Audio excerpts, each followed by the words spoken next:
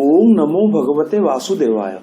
महाभारत कथा के 30वें अध्याय में आपका स्वागत करता हूँ। युद्ध का 18वां दिन। कौरव सर्वतोभद्र भी हो, पांडव क्रौंच भी हो। कर्ण के मृत्यु के बाद दुखी दुर्योधन अपने माँ गांधारी के पास गया।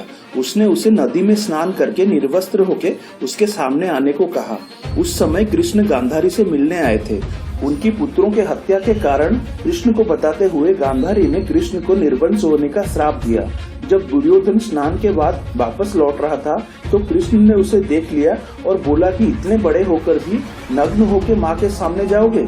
तब उसने केले के पत्ते को पहन लिया और गांधारी के सामने गया।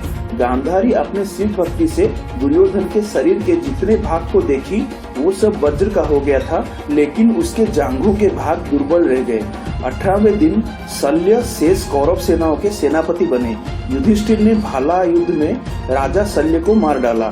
सहदेव ने शकुनी को मार डाला। नकुल ने शकुनी के बेटे उल्लूक को मार डाला। दुर्योधन ने उस दिन चेकितन नामक एक यादव योद्धा की हत्या कर दी।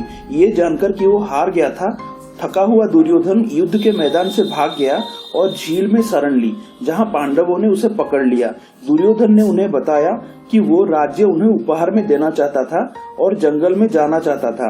युधिष्ठिर ने प्रस्ताव को अस्वीकार कर दिया। इसके बजाय उन्होंने प्रस्ताव दिया कि दुर्योधन युद्ध के लिए अपने पसंद के हथियार के साथ किसी एक पांडव को चुनकर उसके साथ युद्ध करे। अगर वो जीत जाता है तो हस्तिनापुर उसका होगा।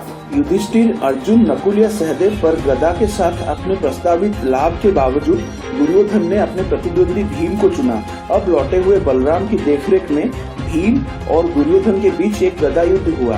दुर्योधन ने भीम को हराना शुरू कर दिया और लगभग भीम को बेहोश कर दिया।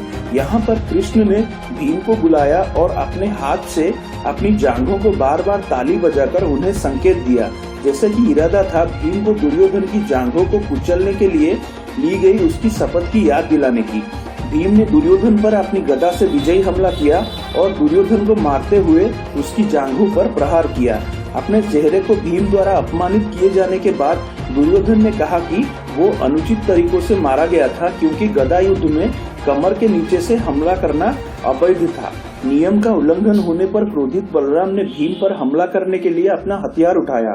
तब भगवान कृष्ण ने उन्हें रोक लिया और उन्हें दुर्योधन के बुरे कर्मों की याद दिलाकर बलराम को सांत्वना दी और युद्ध में भाग लेने से इनकार करने की उनकी बात को याद दिलाई। जीते हुए पांडव कृष्ण, सात्यकी और युयुत्सु के साथ कौरव शिविर में युद्ध के विजय मनाने के लिए चले गए। सबके जाने के बाद अश्वत्थामा, कृपाचार्य और कृतवर्मा दुर्योधन के पास आए।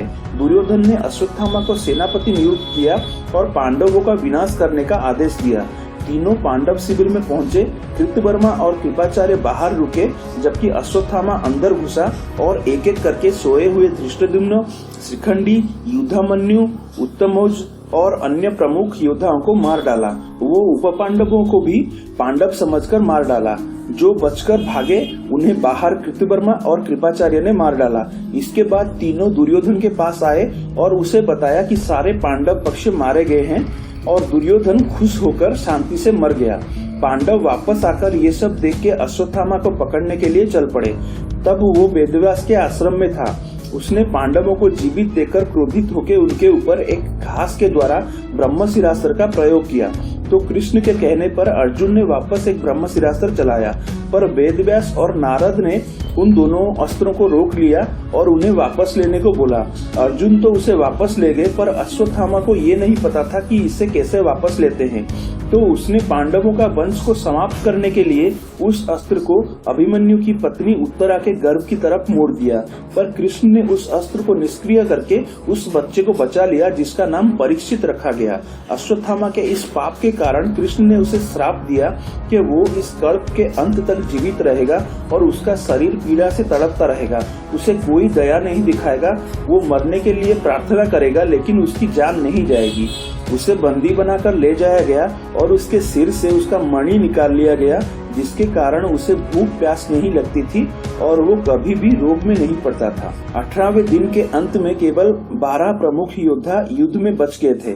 पांडवों में 5 पांडव, कृष्ण, सात्यकी, युयुत्सु और कौरवों में अश्वत्थामा, कृपाचार्य, कर्ण का पुत्र वृषकेतु और कृतवर्मा। इसके साथ ही संजय की दिव्य दृष्टि चली गई। जय श्री कृष्ण।